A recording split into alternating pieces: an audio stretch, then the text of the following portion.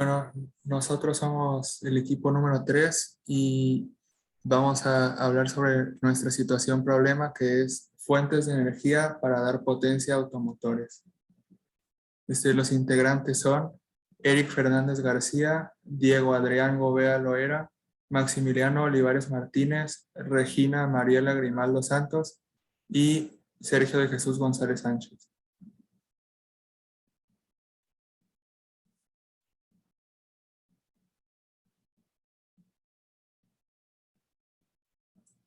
Bueno, primero, como explicación general sobre la problemática, pues los combustibles fósiles son una fuente de energía muy dañina y al quemar estos se liberan al aire grandes cantidades de dióxido de carbono. Esto genera que se efectúe el efecto invernadero y se atrapa el calor en nuestra atmósfera. Actualmente ya se ha aumentado en promedio 1 grado centígrado esta temperatura global. Es por esto que buscamos fuentes de energía renovables y limpias como alternativa a los combustibles fósiles. Una de las principales alternativas actuales son las celdas solares. Estas tienen como característica que transforman la energía solar en electricidad, pero no es tan simple como esto. Tiene varios pasos. Primero, las celdas solares ya instaladas reciben fotones a través de estas mismas celdas. Después, esta celda solar tiene dos tipos de silicios, positivo y negativo. Y en estos silicios es donde se procesa la energía que recibe de fotones del sol. Y estos requieren para ser polarizados, requieren de boro y de fósforo. Siguiente. Además, el fósforo de silicio nativo permite que los electrones se puedan desplazar a través del circuito eléctrico y el silicio positivo absorbe los electrones y genera una carga. Y con esta misma reacción electrostática, los electrones comienzan a fluir en el circuito eléctrico y generan energía. Las celdas solares son muy buenas y la única reacción química que se lleva a cabo es cuando el silicio se procesa para poder purificarlo. Y además de esto, no genera ninguna clase de emisión de dióxido de carbono ni ningún daño al medio ambiente. Ahora hablaremos sobre sus ventajas y sus desventajas. Una ventaja es que no genera residuos que afecten de manera directa o indirecta a la atmósfera, ya que, como había mencionado previamente, no genera ninguna clase de gas ni alguna emisión de carbono. Otra ventaja es que es una fuente de energía técnicamente inagotable. El sol nunca se va a agotar y siempre va a poder ser posible recibir energía a través de las celdas solares. Además, una ventaja es que es compatible con varias clases de energía, ya que hay unas celdas solares que incluso pueden absorber luz de la luna para situaciones como, por ejemplo, en zonas muy del norte o del sur del planeta, donde las noches y días duran meses, pero también tiene sus desventajas. Estas suelen tener una inversión de alto costo, por lo que no cualquiera puede incorporar celdas solares a su sistema de energía. Y otra desventaja es que depende demasiado del clima. Si es un día muy nublado con muchas lluvias, no se podrá poder recopilar energía de manera tan fácil y tienen un único inconveniente de manera ambiental. Y es que, y es que estas durante su producción conllevan un metal llamado silicio, el cual puede llegar a ser dañino cuando se deseche en caso de que la celda solar deje de funcionar, por lo que sus residuos deben ser muy bien cuidados o pueden generar daños al medio ambiente. Otra fuente de energía que consideramos son las celdas de combustible. Estas basan la generación de electricidad a través de una reacción electroquímica. Dentro de una celda de combustible se le conoce al hidrógeno y al oxígeno para combinar y a través de esto se puede generar electricidad, calor, agua, diferentes recursos. No se necesitan recargarse tan periódicamente a comparación de las baterías convencionales, ya que pues, generan electricidad siempre y cuando se proporcione esta fuente de combustible. Entonces, para comenzar el proceso se introduce el hidrógeno, el cual se traslada a través del ánodo de una celda de combustible y el oxígeno a través del cátodo.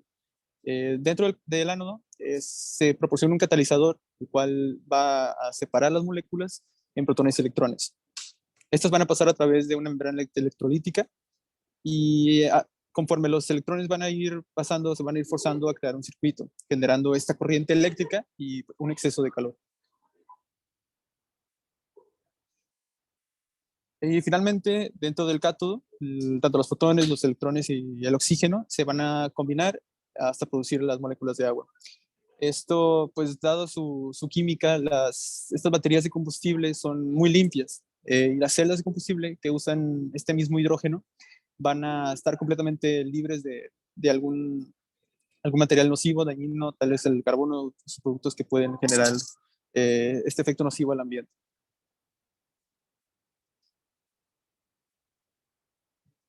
Y bueno, como beneficios, las celdas de combustible se consideran que llevan a cabo gran parte del hidrógeno. Es posible producir una mayor energía, dado que el hidrógeno es un compuesto que se produce en la mayor parte del planeta. Pues son compatibles con recintos urbanos, a su composición, al funcionamiento silencioso que proporcionan a las viviendas. Y pues claro, como desventaja se le considera también el costo de producción, dado que es muy alto producir estas celdas, y pues los materiales como el platino y la manera de extraer esta parte del hidrógeno es muy elevado. Otra de las ventajas es el almacenamiento. Es muy peligroso almacenar este tipo de combustible con precaución, dado que puede considerarse altamente explosivo. Y pues la última desventaja es la corta vida útil que se considera para trabajar con estas celdas de combustible, incluso a grandes temperaturas.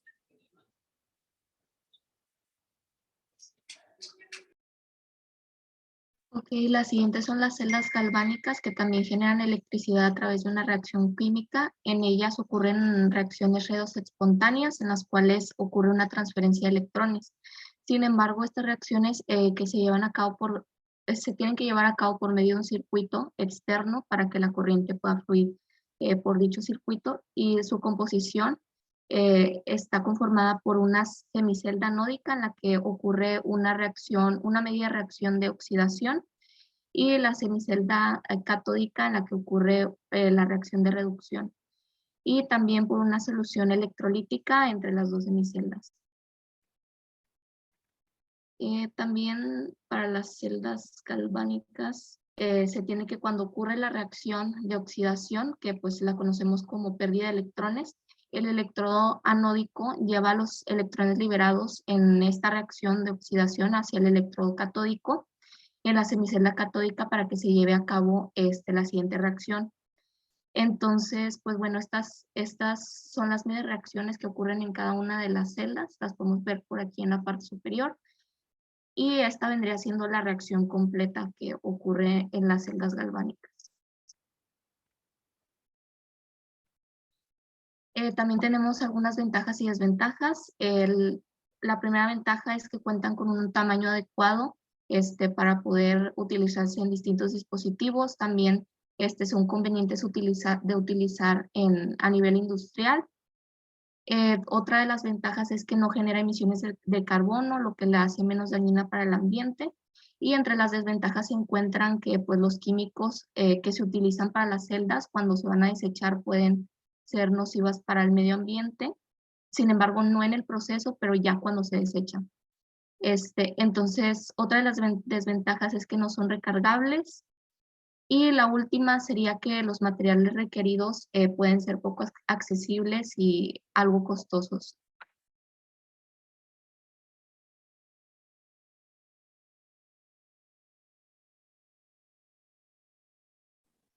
Bueno, ahora vamos a abordar esta parte experimental. No sé si le puedes pasar a la siguiente. Bueno, el principal objetivo de la práctica es que a través de una reacción redox se genere pues la suficiente fuerza electromotriz para accionar un motor de corriente directa que varía entre 1 a 3 volts. Obviamente se debe realizar pues el montaje de las celdas galvánicas y con un multímetro medir el voltaje resultante de la reacción. Además, debemos comparar los resultados experimentales con los obtenidos teóricamente. Ahora vamos a hablar sobre el método para la construcción de la celda. Básicamente lo que hicimos fue que en un vaso de precipitados agregamos 20 mililitros de sulfato de cobre y sumergimos ambos metales de forma concéntrica. El magnesio por dentro y el cobre por fuera. El cable negativo del voltímetro se conecta al ánodo y el cable positivo pues al cátodo. Posteriormente, pues para aumentar esta diferencia de potencial, se repitió el mismo montaje y conectamos en serie ambas celdas. El cálculo teórico, pues para la diferencia de potencial estándar de la celda nos dio 2.71. Sin embargo, este no es el voltaje final, ya que de acuerdo a la ecuación de Nernst se debe pues restar la concentración de molar, ¿no?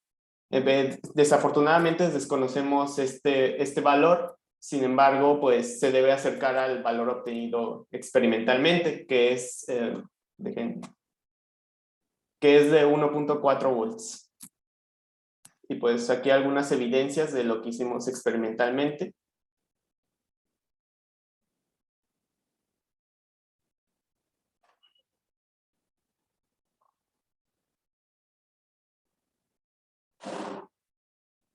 Y como podemos observar, pues el circuito está en serie y el motor reacciona con el voltaje resultante.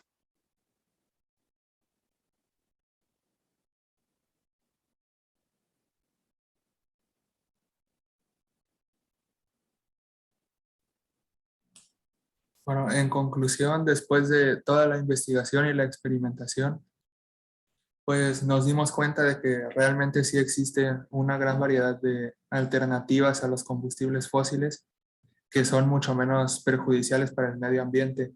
En especial, y para este caso, pues fue las celdas galvánicas de reacciones redox, que son parte de la rama de la electroquímica. Y pues como recomendación final, queremos resaltar que es importante ser cuidadosos con el manejo de residuos y con las medidas pertinentes para evitar contaminación al momento de desechar los residuos de las celdas galvánicas. Gracias.